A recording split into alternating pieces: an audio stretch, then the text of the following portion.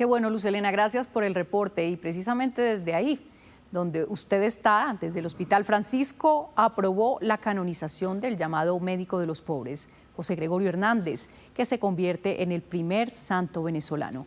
Vamos a Caracas con Beatriz Adrián. Beatriz, ¿qué reacciones ha causado esta noticia?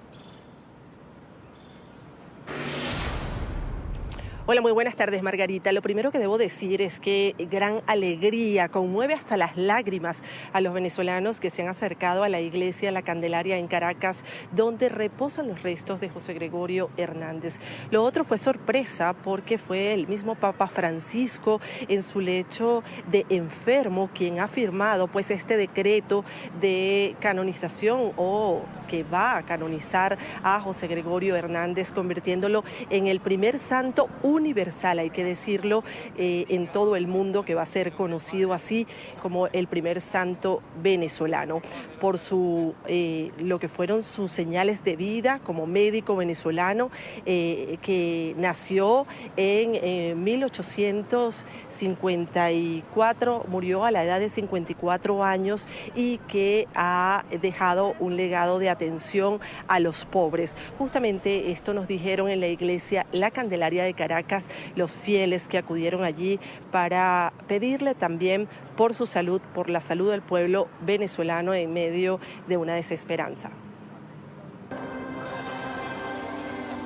Entre lágrimas de alegría y dando gracias a Dios y a José Gregorio Hernández, esta madre celebra la noticia que ha venido del Vaticano, la canonización de José Gregorio Hernández, el médico venezolano que murió en 1919 en Caracas y a quien le atribuyen la sanación de miles de personas. Yo le debo en los ojos de mi hijo. Mi hijo le rompieron la córnea teniendo 4 años y entonces no veía. Y pedir a José Gregorio, cuando vinieron a ver los médicos, estaba operado y no supieron de quién lo operó.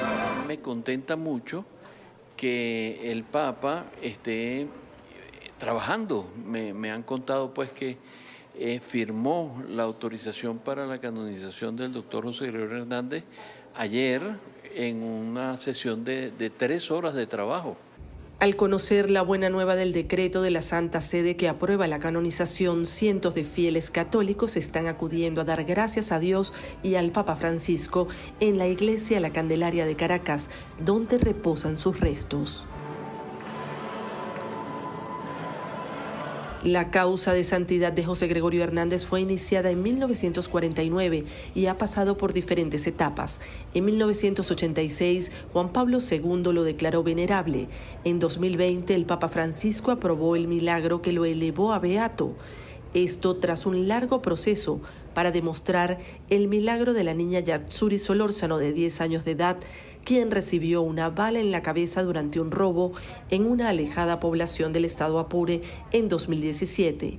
Los médicos no podían explicar su sanación, pero su madre suplicó a José Gregorio Hernández y dice que escuchó su voz diciéndole que sería sanada. Una niña absolutamente pobre, en medio de la nada, con ninguna oportunidad de sobrevivir a lo que vivió. Y Dios, por intercesión del doctor José Gregorio Hernández, logró su sanación milagrosa. José Gregorio Hernández, médico de profesión, nació en Isnotú, estado Trujillo, el 26 de octubre de 1864 y falleció en 1919 cuando fue atropellado prácticamente por el único vehículo muy cerca de su casa en Caracas, cuando compraba medicinas para llevar a personas enfermas. Dedicó su vida a servir a los pobres, que hoy siguen pidiéndole milagros para sus dolencias. El Papa Francisco sin duda ha sido un pilar fundamental para lograr este paso tan importante de convertir en santo a José Gregorio Hernández, también conocido como el médico de los pobres. Alexander Kriminsky fue el doctor que certificó ese milagro que en el año 2021 lo llevó a su beatificación, ese segundo paso tras haber sido considerado venerable por el Papa Juan Pablo II. Vamos a escuchar lo que tiene que decir este médico que certificó este milagro de la niña Yatsuri Solórzano.